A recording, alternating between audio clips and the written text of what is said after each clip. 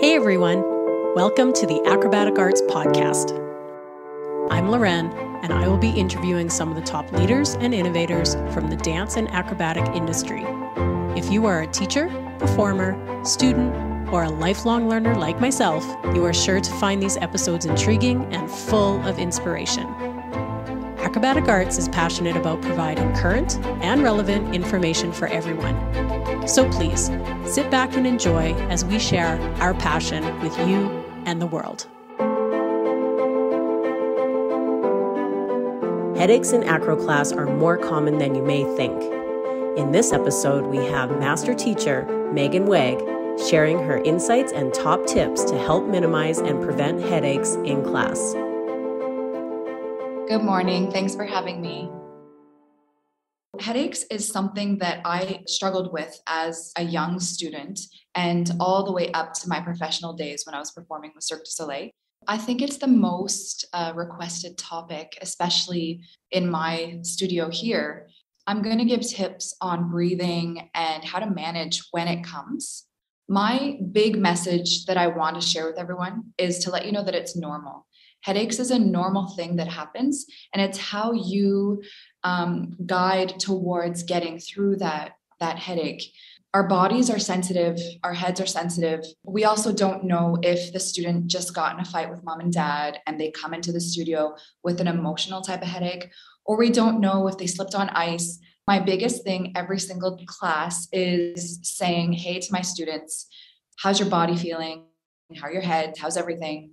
What's your mind state today? It's important that you connect and get in tune with your students so you know where you can guide your class.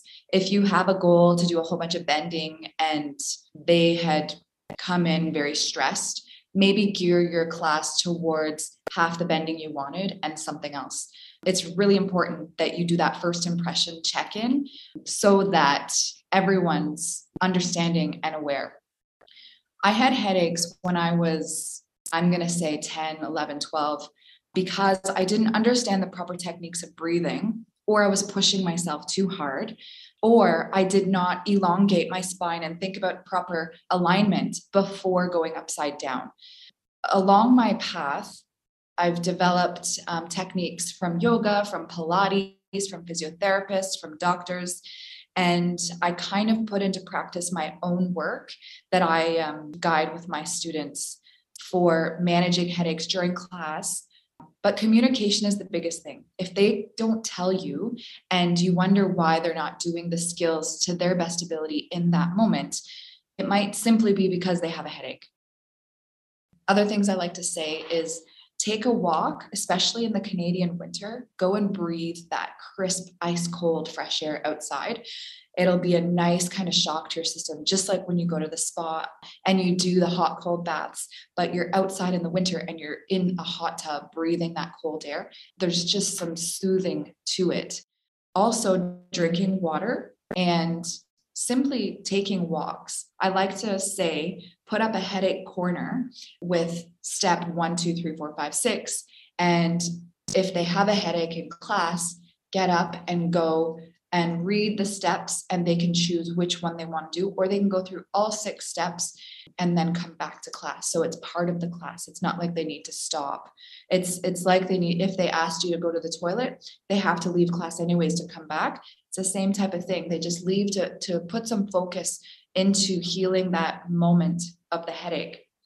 So walking, breathing, taking a breath of fresh air outside, changing your kind of scenario, your atmosphere, focusing on being relaxed and in a Zen moment, stretching, massaging, and also taking a break. Headaches are so normal. If I let headaches bother me, I don't think I would have had the mindset to continue to become an elite artist with Cirque du Soleil.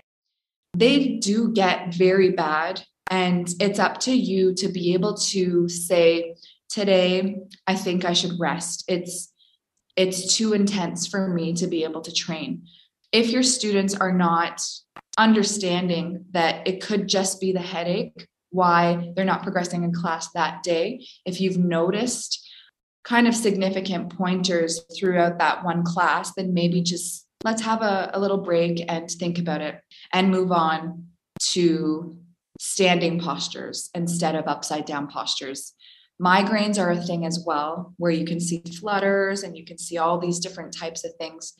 Just what I want to share as the message, like I said at the beginning, is headaches are very normal, and it's possible to work through and to work with the headaches, continuing to breathe and continuing to open up your mind and keep some positivity there. I know they can hurt, but of course, if they get so bad, please go see a professional and speak to a doctor and get advice on how to manage those more intense headaches.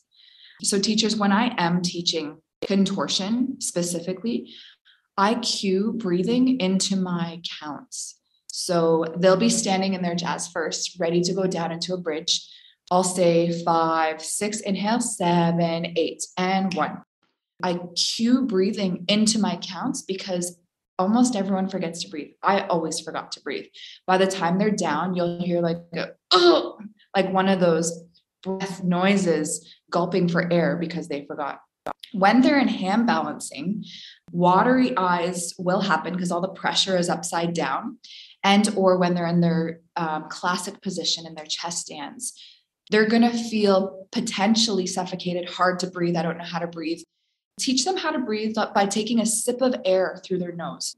Just a little sip of air as if you're trying to catch your nose from dripping. That'll continue the oxygen flow during that exercise. So guys, I'm not a doctor or a physiotherapist. I'm a passionate acro coach. I've also fainted when I've been in contortion class. All these things are normal because of breathing and because of forgetting to count your breath and to focus. So I had all these rules with myself, but the itchiness happened when I potentially wasn't as warm as I could have been, or if I was too warm to handle my exercise. That is just my personal experience. I have felt those itchy situations, but I don't want to say this is why your students are itchy. It could be different, but I definitely have experienced the itchiness.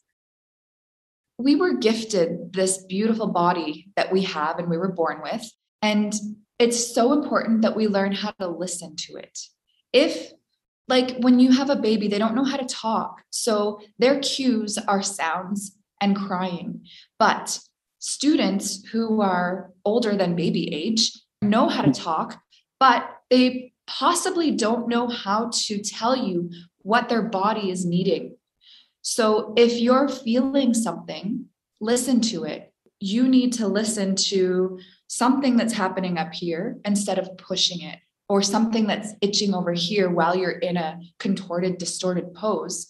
I want to just say, listen to your body, come out of it, evaluate it, try to breathe, try to stretch and do a different type of exercise and go back in. It might be just trying to tell you something. So breathing in a mask is very difficult. I understand that.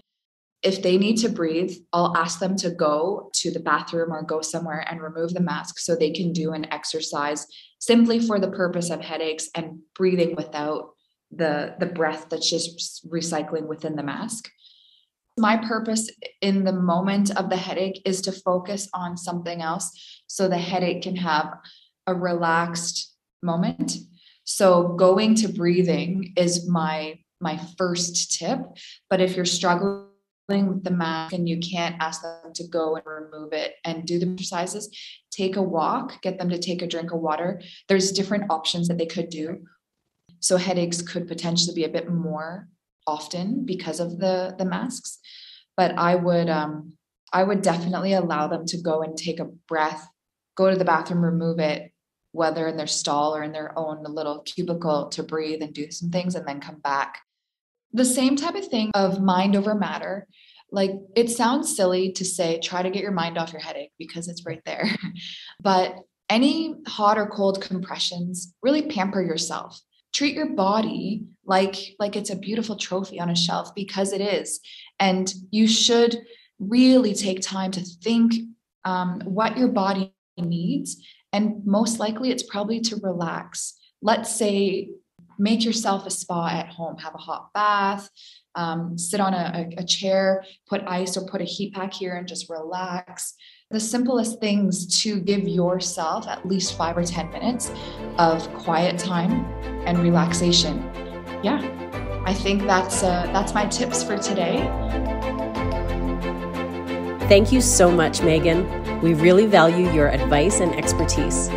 If you would like to see some of Meaghan's practical exercises, make sure to watch her weekly mini presentation on the Acrobatic Arts YouTube channel. Thanks for listening, everyone, and have a great day.